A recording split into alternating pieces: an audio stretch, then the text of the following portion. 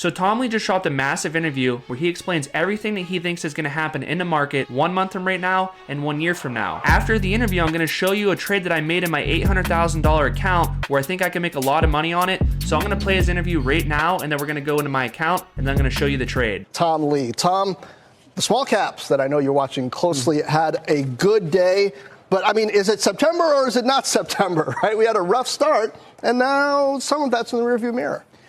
Yeah, I mean, I think if viewers are sort of confused, I think that's what the next 8 weeks are going to be like into Election Day. I think it's a very challenging period because no one can have conviction until they really know who's in the White House. But there are some positive sort of supports coming into play, and next week is the Fed meeting. We know the Fed is going to make some cuts. And with the inflation data being supportive and the labor markets needing some support, I think it's going to give the markets some confidence. So I think we do kind of trade well into that meeting and maybe even the week or two after. Does the market need a 50 basis point cut to stay within that 5,300 to 5,700 range that you think we're going to bounce around in? You know, I think that a 25 or 50 has both hawkish or dovish implications. Right. So I think it's ultimately whether Fed Chair Powell comes across as this is the start of a cycle where they're confident that we're moving back towards neutral. And whatever number they make is actually quite dovish and positive. But if it seems like this is dragging along the FOMC members, and then there's even concerns about a hard landing, then I think the market can view anything they do as negative. I think it's going to come out positive, though. But I mean, it seems like the Fed chatter would be in that direction. They didn't want people to get too excited about too much in terms of rate cuts. But now that they're there, it seems like they're signaling that they're kind of on a path.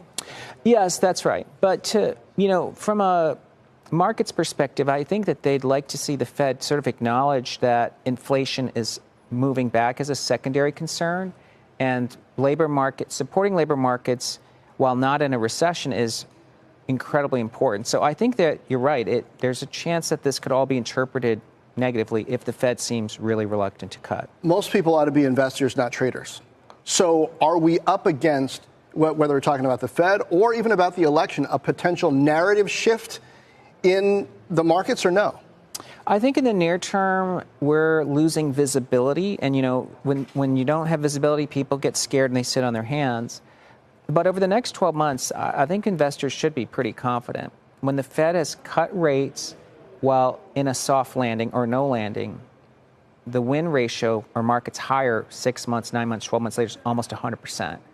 And we also know post-election markets almost always rally. So the November, December looks pretty good. And I think the policies of both candidates is good enough for markets to do well next year. So I think we might have turbulence now, but it looks pretty good after that. Now, back to that turbulence. For people who are trading, it's been a weird September because usually when the month starts bad, it's bad. But we have this situation. How do you read it?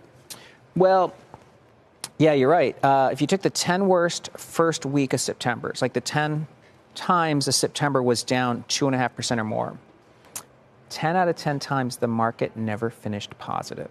For the month? For the month. In fact, if you took the 20 worst first weeks of September, 20 out of 20, September was a down month. So, however, 3 out of 10 times from the fifth day, which would have been Monday, to the end of the month, you actually clawed back gains. You just didn't finish the month positive. So I think it's a strange seasonal. I might just say, to me, next week is more important because it's the Fed and the put coming into play, and that might be the dominant factor for the rest of the month, and that could be quite a support for markets. So let's talk about some broader issues, particularly mega caps versus small caps. We saw a big comeback for NVIDIA. We saw really some continued flexing strength from the likes of Apple, which is now, I would say, firmly on top in the market cap race, such as it is. And then we've seen small caps struggle more than some might have hoped. So today is an exception. Which is more influential in this market? They're both important, and they reflect different, investor views. I think you still always want to own the best companies in the most important themes. I mean, that's NVIDIA and that's Apple. and they're going to really work over any cycle. But when the market begins to believe the Fed is going to move rates back towards neutral, and that's both cost of money, mortgages, auto loan rates, these are really big tailwinds for cyclical stocks and small caps in particular. So I think that's why I'd still want to make a very educated bet with high probability that small caps could do very well the next 12 months, and even between now and year end. All right, so this is my trading account right here. We have a value of $800,000 right now. Year to date, we're looking pretty good. I'm up $294,000 this year alone. This is in Charles Schwab. I like Charles Schwab a lot. I recommend most of you guys use Schwab.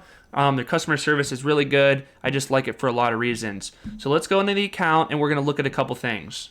So if we check out my account right here, this balance right here is a little bit lower because I have multiple accounts. So this is the account balance of the trading account. So my trading account has $736,000 in it right now. So my total gain loss unrealized is $244,000. So this is just paper profit right now. So I still have my shares of Triple Q, still have my shares of EOL, still have my shares of Tesla. I never touch that stuff. If anything, I add to that stuff. And then you can see I sold my puts on Tesla, have my puts on EQs, the Apple puts that I sold, and then a TLT. So TLT are the calls that I recently just bought. I did have TMF, but TLT is essentially trying to capture the exact same move. But the difference is TLT is not triple leverage. TMF is triple leverage. So this right here is TLT. So TLT is the iShares 20 plus year Treasury bond ETF. So I'm in a camp that inflation is falling, and I'm in a camp that the Fed is going to cut rates. So if all that is true, this will go up in price, because remember, if bond yields fall and inflation falls and interest rates fall, bond prices go up. So if bond prices go up, yields go down. They move inverse of each other. So I'm in a camp that bond yields are going to fall and bond prices are going to go up. So that is a play that I'm making right now. The difference between this and TMF is that TMF does the same exact thing, same ETF for the most part, except that it's triple leverage. So the question that most of you guys probably have is it too late to get into this trade? So we have to go over to the CME Fed Watch tool to figure this out. So this right here is a CME Fed Watch tool. We have it set up for the September 18th meeting, so that's coming up in a few days. So right now our current interest rate is 5.5%. What this is saying is there's a 41% chance that the Fed's going to cut 25 basis points because it's 5.5 to 5.25, and it's a 59% chance that we're actually going to get a 50 basis point cut. So 50 basis points is 0.5%. It's 0.5%. So it's kind of interesting right now how the market has this priced in. So just taking a quick look at the TLT calls that I bought 20 call contracts. The current value is $8,600, and I bought the expiration date of March 21st of 2025 with the 101 strike price. The price of TLT right now is roughly $100 a share, so it's pretty close to being in the money. But whenever I buy calls, I like to buy calls that are slightly out of the money because I don't want to pay the in the money premium. Usually just intrinsically the contract is in the money, so you pay a little bit more for that. So I like to buy contracts that are just slightly out of the money. So here's the main thing that you need to know if there's still money left in this trade. And this is also going to tell you when I'm going to sell these call options. So the market is roughly 6 months forward looking. So if we hold this contract until March when it expires, the market's going to be looking forward till roughly October. So if we flip the CME Fed Watch tool to go to October, you could see that the expected interest rates are somewhere around 3%. So that's from 5.5% to 3%. So that's an interest rate cut of 2.5%. So just to say that one more time, when March rolls around, the market will be forward looking to these interest rates.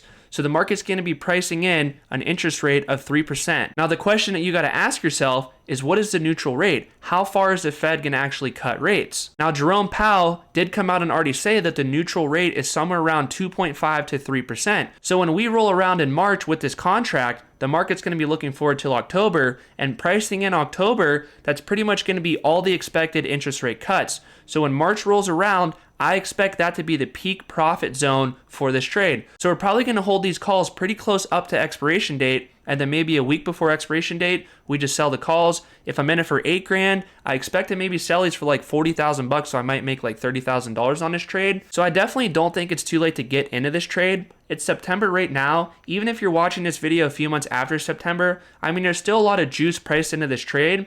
But from right now until March, I think that's the profit zone for this trade. So there's a lot of big things coming out for the Investing with Brandon platform. I'm building a full-blown course on how I trade stock options, how I went from 0 to $2 million in 5 years, how right now I cash flow roughly $20,000 every single month with stock options. I'm going to teach you everything I know, how to spot these trades, when to enter them, when to exit them, how to scale your portfolio. So if you want to get on the wait list for that, there's a link in the description below to get pre-launch pricing. So if you want to get my free stock market blueprint, that's good for the average Joe investor to get started investing. Link for that in the description below. And if you made it this far, make sure you like and subscribe, and I'll see you guys later.